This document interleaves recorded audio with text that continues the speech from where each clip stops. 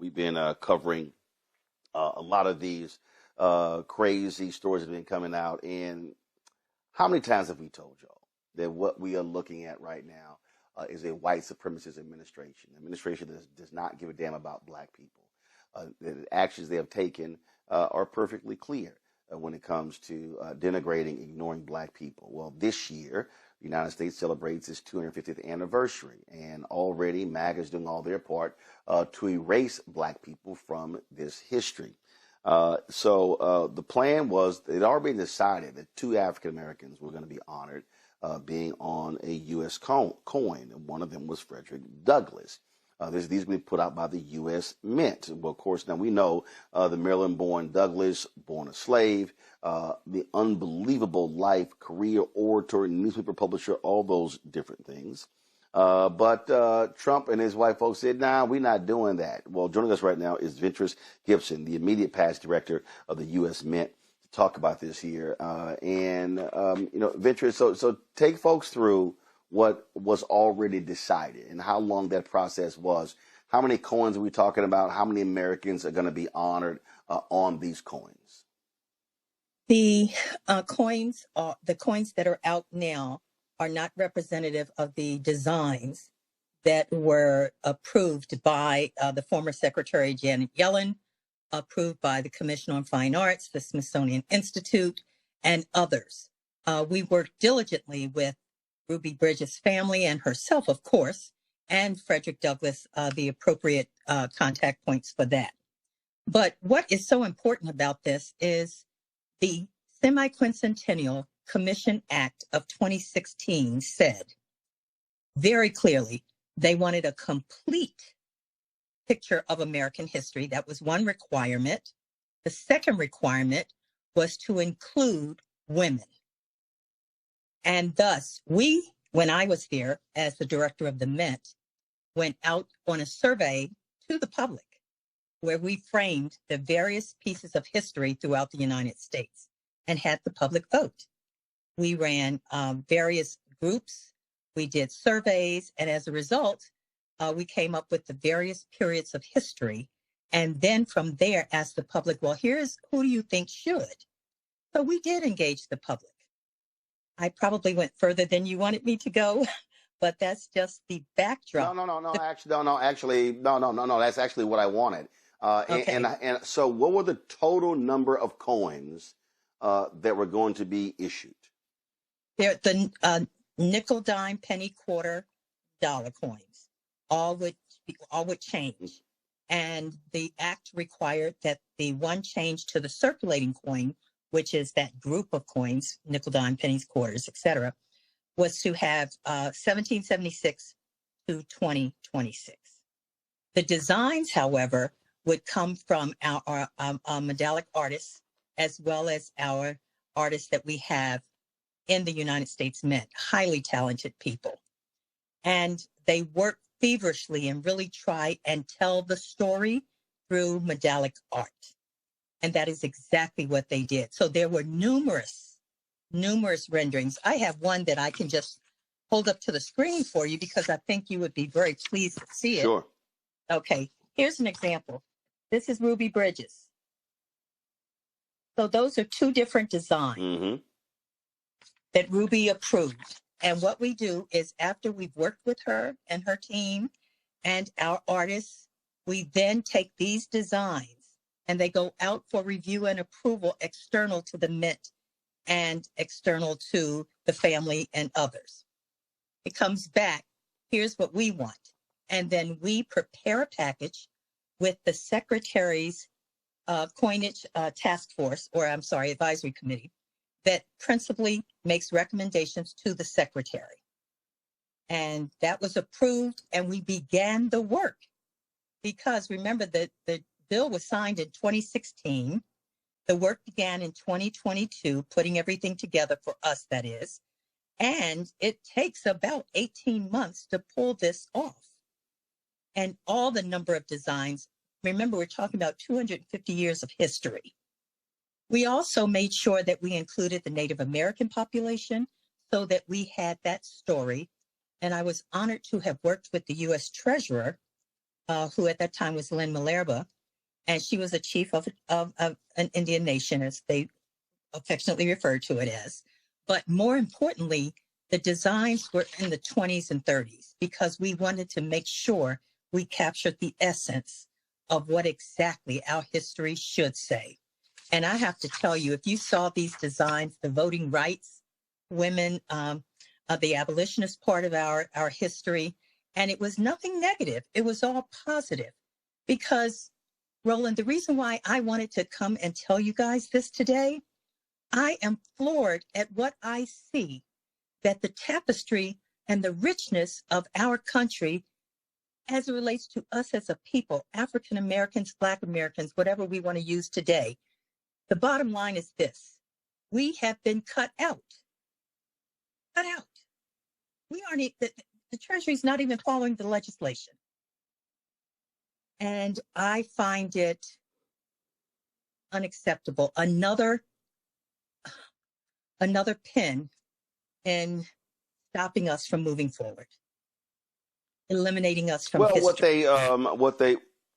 What they claim this is about patriotism and putting patriots on. They also chalked the designs that you talked about up to wokeness and diversity and so that's what this all is about. This is about whiteness. And so what Donald Trump and his Treasury Secretary Scott Bessent did, they totally ignored the committee as well. When they unveiled this, the 11 members of the committee didn't even show up for it as a statement of protest. Well, here's another to add to that. The law requires us, as well, I'm no longer with the Mint, but it was the best job ever. I loved all the work we did there, especially for connecting America through coins. But the bottom line is this president violating the law and having the Mint put his image on a coin, a circulating coin.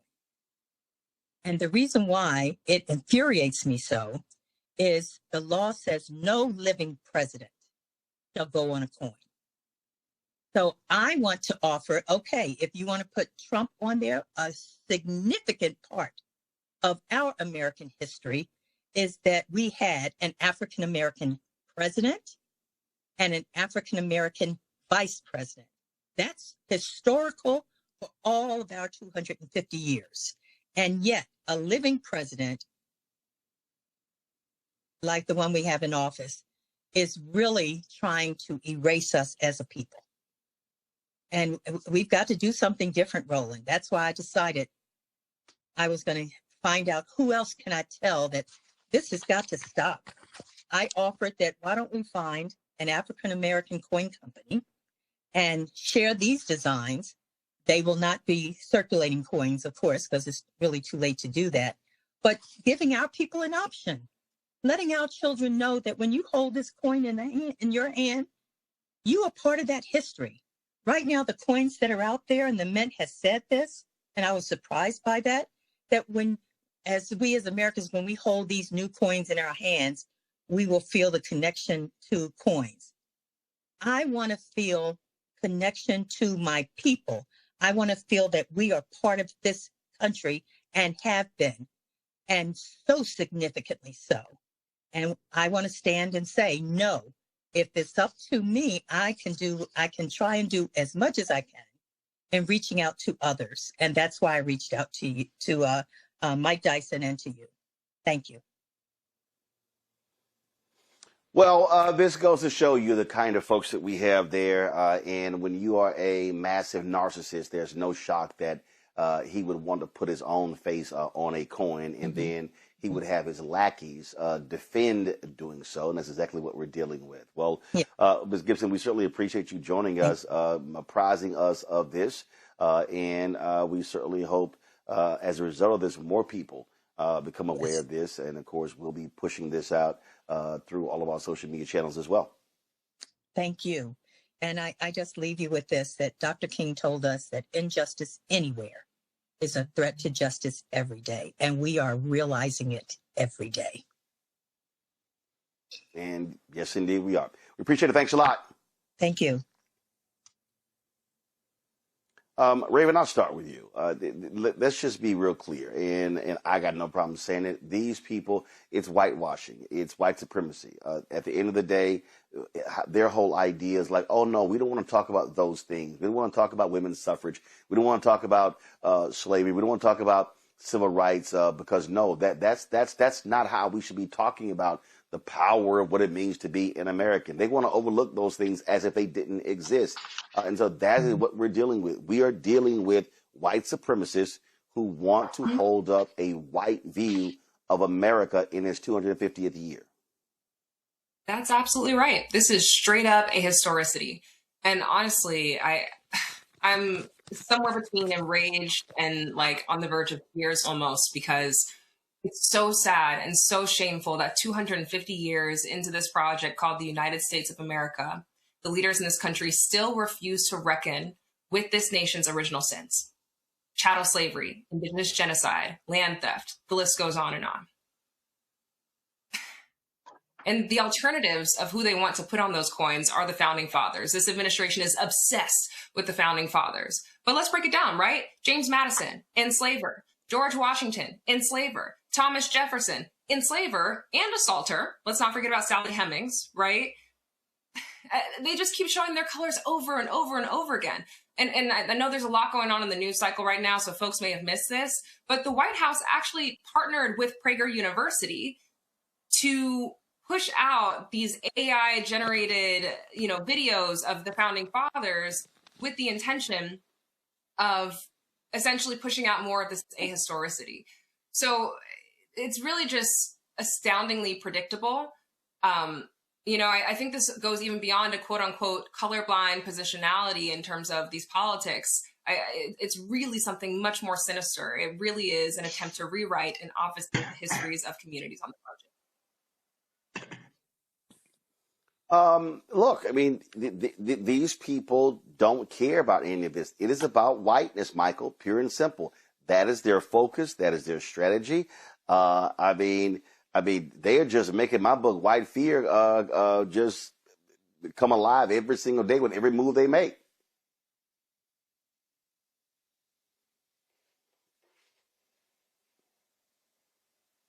Can you hear Michael? me?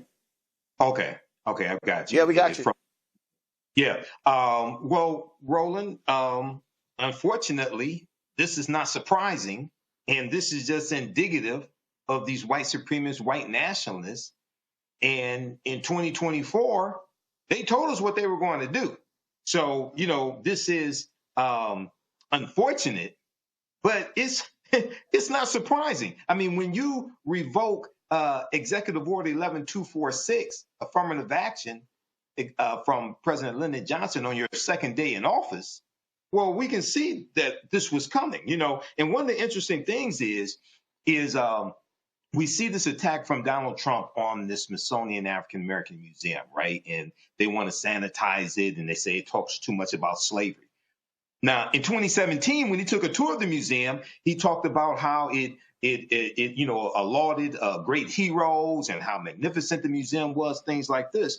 And New York Times has a good piece called "The War on Wokeness Comes to the U.S. Mint," and they said to commemorate the abolition of slavery, the committee had recommended an image of Frederick Douglass, okay, as the sister just talked about, on the obverse, and shackled and unshackled hands on the reverse, right? So they want to wipe out all these references to slavery.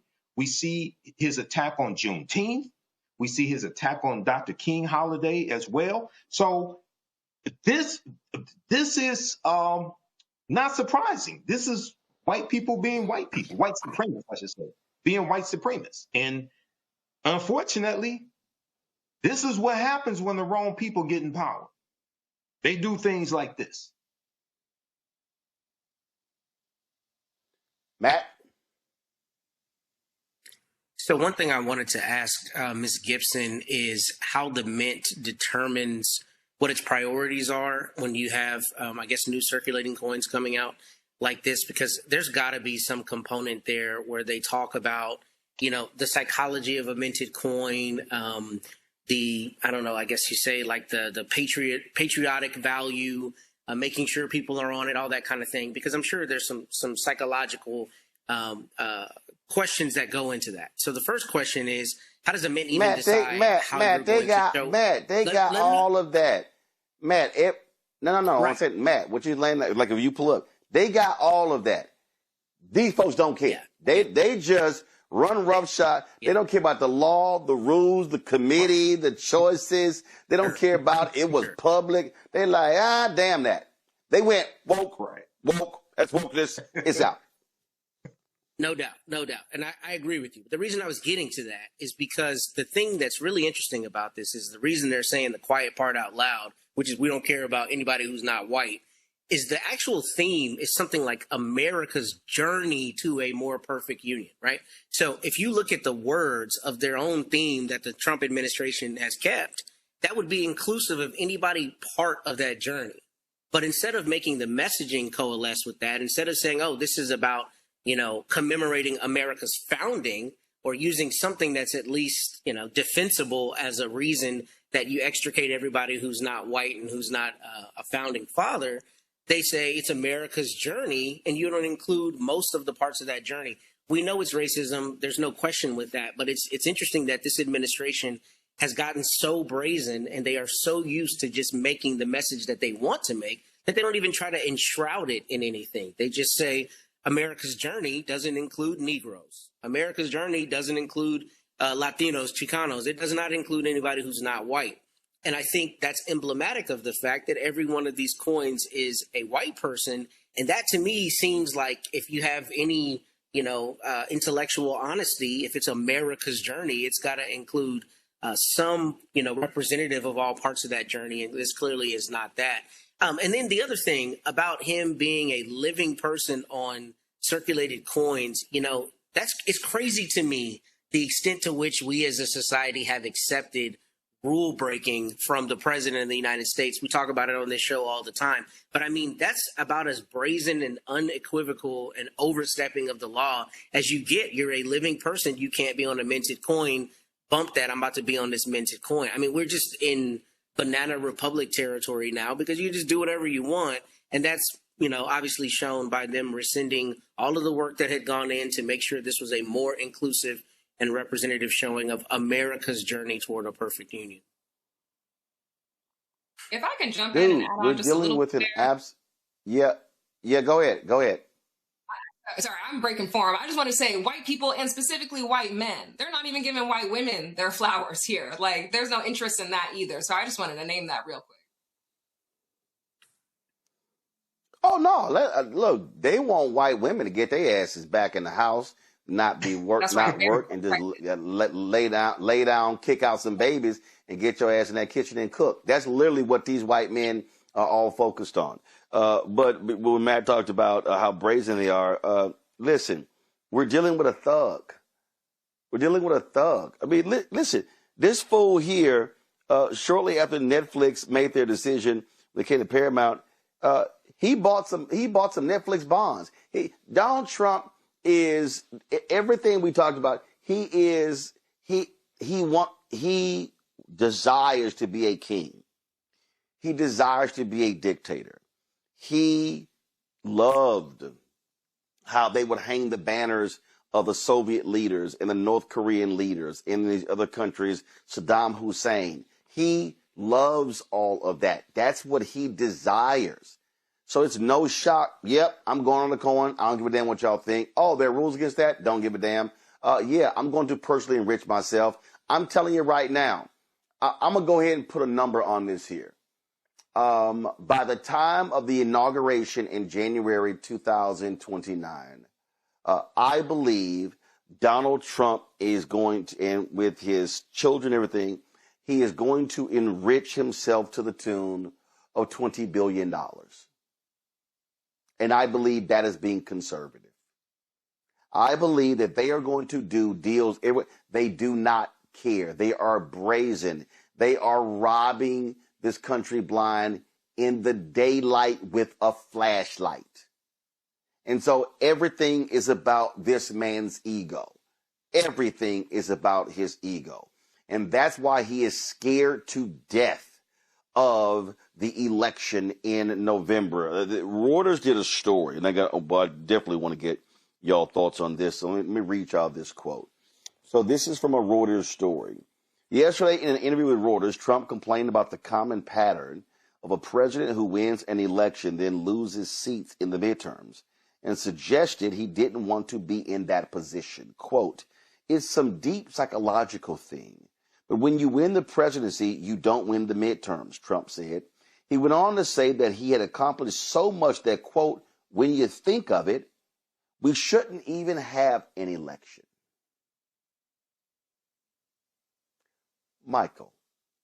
Oh, I'll take this one first. Absolutely. And he doesn't want to have an election. Well, that's why I call your damn name. That's why I call your name first. Right. No. That's why I call your name first. Right. Okay. Yeah, he doesn't want to have an election. Right. He would try to do everything he can to make sure we don't have an election in 2026. And if there is one, expect him to deploy the National Guard, to have ICE running rampant through cities that have high African-American populations, Democratic cities like he is now. What's going on in Minneapolis right now, that's the dry run. That's the test. That's so they can get everything together. And the New York Times article, the extensive New York Times interview he did, I think they interviewed him for about an hour, like 1 or 2 weeks ago.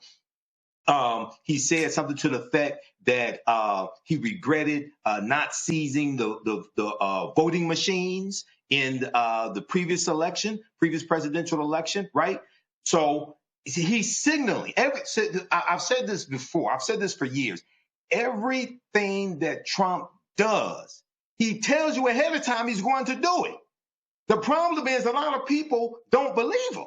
And I'm telling you right now, as Stephen Bannon said, they figured out 6 or 7 ways for him to serve a third term, or however they want to phrase it. They're going to try to run that game too.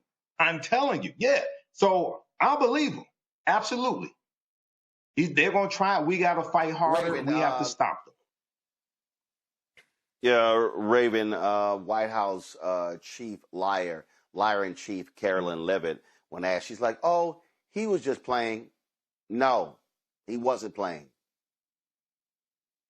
And also, even if he was, what do you mean he was just playing? That's the president of the United States of America. You don't play about that. And we have precedents for this, right? Did we forget about the big lie? Right? Like, this man has already shown us that he is a horribly sore loser. And when he doesn't get his way, he will do everything in his power to usurp the legislative precedents and the decisions that constituents made when they went to the ballot box. This man is a sore loser, and he absolutely will do everything in his power to rig the midterms if we do not fight back like hell. 100%. He's made awful decisions since he's been in office. The one big, beautiful bill, more like the big, ugly bill, the big, bodacious bill. Folks can't afford their health care. Folks can't afford their groceries. Folks can't afford their housing. Are we great yet? Did we do it? Was this worth it, y'all? Putting this bigot in office? Because where one form of bigotry exists, all the other forms exist too. And at the core of all of this is class warfare. This is a man who is a billionaire. He's 4 other billionaires. And to your point, Roland, he is using his positionality of power right now to further enrich himself. Let's talk about crypto. Let's talk about the Genius Act. Let's talk about all those loopholes. Let's talk about how he's already enriched himself. Billions of dollars. This is not abstract. It's happening in real time right in front of us. But so much is transpiring at the same time. It's like a blitzkrieg. It's hard to identify all the evil stuff that's going on because it's happening too fast. But let's not be confused. This is not business as usual. And we need to be real intentional about midterms coming up here in a couple of months. Matt, there's nothing with MAGA I trust. Nothing. I don't give a damn what it is. They absolutely want to steal elections. They absolutely don't want to be held accountable. And what Trump is really angry about, dude, you mad because the public ain't buying your BS. The public has said that the last year has been a failure. And then he was begging Republicans, Don't lose, because y'all lose. They're going to impeach me. Please, we can't have that happen. I'm like, impeach his ass. Let's go. Yeah, affordability is a made-up Democrat word, right? Even though in the election you were talking about how you're going to put a chicken in every pot, proverbially. But look, here's the truth of it. Since before he was running again, or when he started talking about running again, I said exactly this. This man is going to come in and say, I'm going to be president as long as I want to be president. And I say that tongue in cheek, but this is what we're trending toward. And part of this is all of our fault. What we have done in this society is we have legitimized this stuff that is out in the ether that would just be beyond the pale. I think Raven kind of alluded to it earlier when she said, this is the president of the United States. Before the Trump administration, we not only would have been mortified by this, but it would have probably been political suicide for a president to say we're not going to have elections. But because we're in a banana republic, the president can, quote, make a joke like that. And then Caroline Levitt can go on and say, oh, he's just joking. No, you don't joke about that kind of thing, because that's the kind of thing that is a fundamental bedrock part of our society. We got to have full and fair and free elections. And you don't get to say that we're not going to have elections at all. So, yeah, he's afraid of being impeached. And he's also able to say whatever he wants to say because we give him a bullhorn to say the bullshit he continues to say. And we as a society talk about it like it's something that needs to be discussed academically rather than said, this is absolutely banana pancakes. We cannot give this a second of our time because it's not a thing that should be discussed or given any credibility. On top of that, you talk about his narcissism and you talk about how egocentric he is. But I think a thing we don't talk about enough is that he is an egocentric puppet. It's James Blair and Stephen Miller and all these crazies who've laid in wait for all of these years to have the perfect person be their bullhorn and their mouthpiece to go out and say all of this insane stuff and to say the quiet part out loud that a lot of people are thinking in their rooms at home when they are tired of seeing black people take their country. That's what we're seeing. We're seeing kingmakers use the puppeteer use the puppet, act as the puppeteer, and have him enact this insane policy. I mean, we are seriously sitting here talking about the president joking about us not having elections. That's exactly the kind of thing they would get on TV and say, this is why we need to go into X third world country and go depose their government because they're denying their citizens elections. But our president gets on TV and says, I'm not going to have elections, or rather says it in an interview. I mean, I don't even know what we're doing discussing this, because this is the kind of thing that we have come to as a country that we should never have countenance during. We should never give any kind of time to discuss this kind of stuff. I mean, I know we have to, but we shouldn't be doing it in the way that we are, which is giving it any credibility because it's absurd. Well, many folks said him running for the White House was absurd. And these idiots chose to do it. Visit my website, AfricanHistoryNetwork.com, AfricanHistoryNetwork.com. You can register for this new 10-week online course. So we're going to teach this on Sundays, normally 4 p.m. Eastern Standard Time. We're running late today. So as soon as I finish this broadcast, I was going to start the class about 5:30 p.m. today. Because it's a holiday weekend, I'm going to do a quick introduction to the class so you could join us for that. The class is on sale, $80. You get 5 of my lectures free in digital download format, okay, when you register for this as well. Click right here, register here. You can do debit card, credit card, what have you. If you want to do it through Cash App, send it through our Cash App is here, $ the AHN show through Cash App. You click on the link. It takes you here.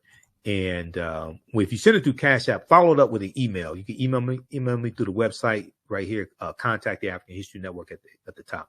If you send it through Cash App, follow up with an email. Let me know you sent the registration through Cash App.